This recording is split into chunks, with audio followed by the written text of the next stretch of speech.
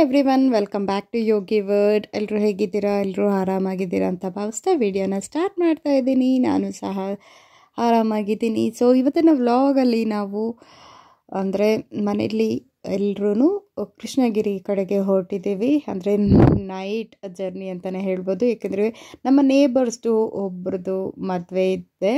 So ಹಾಗಾಗಿ ಅಲ್ಲಿಗೆ ಹೊರಡ್ತಾ ಇದ್ದೀವಿ. ತುಂಬ ಕತ್ಲಲ್ಲಿ ಹೋಗಿದ್ವಿ. ನೈಟ್ ರಿಸೆಪ್ಷನ್ಗೆ ಹೊರಡ್ತಾ ಇದ್ದೀವಿ. ಸೊ ಬನ್ನಿ ಹೇಗೆಲ್ಲ ಇತ್ತು ಅಂತ ಒಂದು ರೌಂಡ್ ನೋಡ್ಕೊಂಡು ಬರೋಣ. ಸೊ ತುಂಬ ಅದ್ಭುತವಾಗಿ ಅರೇಂಜ್ಮೆಂಟ್ಸ್ ಎಲ್ಲ ಮಾಡಿದರು.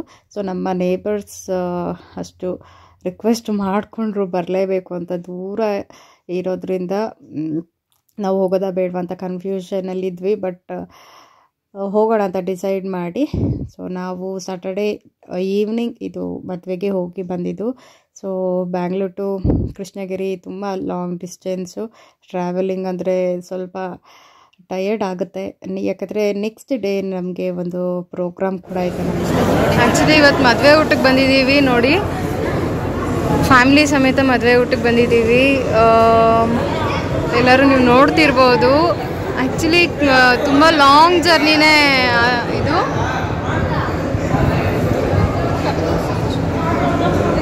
ನೀವು ನೋಡ್ತಿರ್ಬೋದು ತುಂಬ ಲಾಂಗ್ ಜರ್ನಿ. ಅದು ನೈಟ್ ಔಟ್ ಜರ್ನಿ ಅಂತಂದರೆ ನಾಳೆ ಮನೇಲಿ ಫಂಕ್ಷನ್ ಬೇರೆ ಇದೆ. ಸೊ ನನ್ನ ಸಿಸ್ಟರ್ ವಾಯ್ಸ್ ಓವರ್ ಕೊಡ್ತಾಯಿದ್ಲು. ಸೊ ಅವಳು ವೀಡಿಯೋಸ್ನ ಕ್ಯಾಪ್ಚರ್ ಮಾಡ್ತಾಯಿದ್ಲು. ಹಾಗಾಗಿ ಅವಳೇ ರಿವ್ಯೂಸ್ ಕೊಡ್ತಾಯಿದ್ಲು ಮದುವೆ ಬಗ್ಗೆ. ಸೊ ನೈಟ್ ಜರ್ನಿ ತುಂಬಾ ಫುಲ್ ಟಯರ್ಡ್ ಆಗಿಬಿಟ್ಟಿತ್ತು. ಊಟನೂ ಎಲ್ಲ ಓಕೆ ಅಂತ ಹೇಳ್ಬೋದು. ಏಕೆಂದರೆ ನನಗೆ ತಮಿಳ್ನಾಡು ಸೈಡ್ ಊಟ ಅಂದರೆ ಅಷ್ಟೊಂದು ಏನು ಕಂಫರ್ಟಬಲ್ ಅಂತ ಅನಿಸಲ್ಲ. ಸೊ ಆಯಿಲೆಲ್ಲ ಚೇಂಜ್ ಇರುತ್ತೆ. ಸೊ ರೀತಿಯೇ ಚೇಂಜ್ ಇರುತ್ತೆ ನಮ್ಮ ಕರ್ನಾಟಕಕ್ಕೆ ಮತ್ತು ತಮಿಳ್ನಾಡಿಗೆ. ಗಜ ಒಂಥರ ವ್ಯತ್ಯಾಸ ಊಟದಲ್ಲಿ ಅಲ್ವಾ. ಸೊ ಕಂಫರ್ಟಬಲ್ ಅಂತ ಅನಿಸಿಲ್ಲ ನನಗೆ. ಸೊ ಇದು ರಾಗಿ ಮತ್ತು ಅಕ್ಕಿ ರೊಟ್ಟಿ ಅಂತ ಕೊಟ್ಟರು. ತುಂಬ ನನಗೆ ಹೆಂಗೆ ಆಗ್ಬಿಡ್ತು ಅಂದರೆ ತಿನ್ನೋಕ್ಕೂ ಆಗಲ್ಲ ಬಿಡೋಕ್ಕೂ ಆಗಲ್ಲ, ಆ ರೀತಿಯಾಗಿ ಆಗ್ಬಿಟ್ಟಿತ್ತು. ಸೊ ಎನಿವೆ ಊಟದ ವಿಷಯ ಅಂತ ಹೇಳಿ ಸ್ವಲ್ಪ ಊಟ ಎಲ್ಲ ಮುಗಿಸ್ಕೊಂಡು ಸೊ ಈಗ ಬ್ಯಾಕ್ ಟು ಬ್ಯಾಂಗ್ಳೂರ್ ಬರ್ತಾಯಿದ್ವಿ. ಸೊ ನೆಕ್ಸ್ಟ್ ಡೇ ಅಂದರೆ ಸ್ಯಾಟರ್ಡೇ ನೈಟ್ ಹೋಗಿದ್ವಲ್ವ. ನಾವು ಬಿಟ್ಟಿದ್ದು ಮನೆ ತುಂಬ ಈವ್ನಿಂಗ್ ಅರೌಂಡ್ 5 o'clock ಬಿಟ್ಟಿದ್ದಕ್ಕೆ ಹೋಗಿ ಅಲ್ಲಿ ರೀಚ್ ಆಗಿದೆ 8 o'clockಗೆ. ಮತ್ತು 9 o'clockಗೆ ಅಲ್ಲಿಂದ ರಿಸೆಪ್ಷನ್ ಎಲ್ಲ ಮುಗಿಸ್ಕೊಂಡು ಮನೆಗೆ ರಿಟರ್ನ್ ಆಗೋಷ್ಟರಲ್ಲಿ ಆಲ್ಮೋಸ್ಟ್ 11 o'clock ಆಗೋಯ್ತು. ಫುಲ್ ಟಯರ್ಡಾಗಿ ಬಂದಿದ್ವಿ. ಸೊ ಮಲ್ಕೊಬಿಟ್ವಿ. ಊಟನೂ ಆಗಿತ್ತು. ಸೊ ಊಟ ಅಷ್ಟೊಂದು ಕಂಫರ್ಟಬಲ್ ಅಂತ ನನಗೆ ಅನ್ನಿಸ್ಲಿಲ್ಲ, to be frank. Okay, not bad ಅಂತ ಹೇಳ್ಬೋದು. ಸೊ ನನಗೆ ಅಡ್ಜಸ್ಟ್ ಆಗಿಲ್ಲ. ಬಟ್ ಆ ಕಡೆ ಇರೋರಿಗೆ ಅಡ್ಜಸ್ಟ್ ಖಂಡಿತ ಆಗಿರುತ್ತೆ, ತಮಿಳ್ನಾಡು ಸೈಡ್ ಇರೋರಿಗೆ. ಸೊ ಓಕೆ, ನೆಕ್ಸ್ಟ್ ಡೇ ಅಂದರೆ ಸಂಡೇ ಮಾರ್ನಿಂಗಿಂದ ನಾನು ವ್ಲಾಗ್ನ ಕಂಟಿನ್ಯೂ ಮಾಡ್ತಾಯಿದ್ದೀನಿ. ನೋಡ್ಬೋದು ಇಲ್ಲಿ ತಯಾರಿಗಳನ್ನೆಲ್ಲ ಮಾಡ್ಕೊಳ್ತಾ ಇದ್ದೀವಿ. ಸೊ ಫ್ಲವರ್ ಡೆಕೋರೇಷನ್ಸ್ಗೆ ಬೇಕಾಗಿರೋಂಥ ಐಟಮ್ಸ್ನೆಲ್ಲ ತಂದು ಇಟ್ಟಿದ್ದಾರೆ. Flowers, varieties of flowers. So ನನಗೆ ತುಂಬ ಇಷ್ಟ ಆಗಿರೋವಂಥ ಫ್ಲವರ್ಸ್ ನೀವು ನೋಡ್ಬೋದು. ಸೊ ಇಲ್ಲಿಗೆ ಏನಕ್ಕೆ ಅರೇಂಜ್ಮೆಂಟ್ಸ್ ನಡೀತಾ ಇದೆ ಅಂತ ನನಗೆ ಸುಮಾರು ಕಮೆಂಟ್ಸ್ ಕೂಡ ಬಂತು. ಲಾಸ್ಟ್ ವಿಡಿಯೋಗೆ ಗೆಸ್ಟ್ ಮಾಡಿ ಅಂತ ಹೇಳಿದ್ದೆ. ಸೊ ನನಗೆ ಮೇಲೆಲ್ಲ ಮಾಡಿದರು. ಸೊ ಎಸ್, ಇದು ಎಂಗೇಜ್ಮೆಂಟ್ ಪ್ರಿಪ್ರೇಷನ್ಸ್ ಅಂತಲೇ ಹೇಳ್ಬೋದು. ಮಾರ್ನಿಂಗ್ 6 o'clock ಇಂದ ನಡೆದಂಥ 6 o'clock ಏನು 4-5 o'clock-ಇಂದನೇ ತಯಾರಿ ಎಲ್ಲ ನಡೀತಾಯಿತ್ತು. ಅಂದರೆ ನನ್ನ ಸಿಸ್ಟರ್ದು ಎಂಗೇಜ್ಮೆಂಟ್ ಇಟ್ಕೊಂಡಿದ್ವಿ, ಅಂದರೆ ಸಂಡೇ. ಸೊ ಅದರ ಪ್ರಿಪ್ರೇಷನ್ಸ್, ಫ್ಲವರ್ ಡೆಕೋರೇಷನ್ ಮಾಡ್ತಾ ಇದ್ದಾರೆ. ಸೊ ಈ ರೀತಿಯಾಗಿ ಅರೇಂಜ್ಮೆಂಟ್ಸ್ ಎಲ್ಲ ನಡೀತಾ ಇದೆ. ಸೊ ಇಲ್ಲೊಂದು ನನಗೆ ತುಂಬ ಇಂಟ್ರೆಸ್ಟಿಂಗ್ ಅಂಗಿ ಅಂತ ಅನಿಸಿದ್ದು ಇದು. ಸೊ ಇದು ನೋಡೋದಕ್ಕೆ ಕಲರ್ ಎಷ್ಟು ಚೆನ್ನಾಗಿದೆ ಅಲ್ಲ, ತುಂಬ ಅಟ್ರಾಕ್ಟಿವ್ ಆಗಿ ಕಾಣಿಸ್ತಾ ಇತ್ತು. ಸೊ ಅದು ಡೆಕೋರೇಷನ್ಸ್ಗೆಲ್ಲ ಯೂಸ್ ಮಾಡ್ತಾರೆ.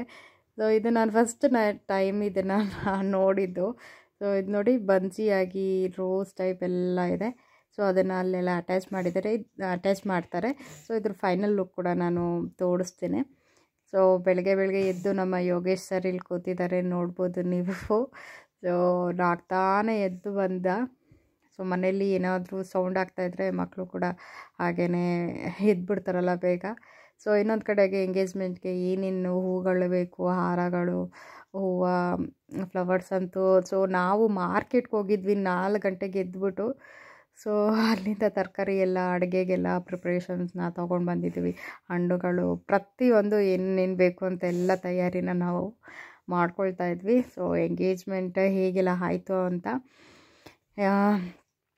ಒಂದೊಂದಾಗೆ ಹೇಳ್ತಾ ಹೋಗ್ತೀನಿ. ಸೊ ತುಂಬ ಅರ್ಜೆಂಟಲ್ಲಿದ್ವಿ, ಎಲ್ಲರೂ ಒಂದೊಂದು ಕೆಲಸದಲ್ಲಿ ಬ್ಯುಸಿ ಆಗಿಬಿಟ್ಟಿದ್ವಿ. ಸೊ ಅಷ್ಟೊತ್ತಿಗೆ 6 ಗಂಟೆ ಒಳಗಡೆ ಅಷ್ಟರಲ್ಲೇ ನಾವು ರಂಗೋಲಿ ಎಲ್ಲ ಹಾಕಿದ್ವಿ.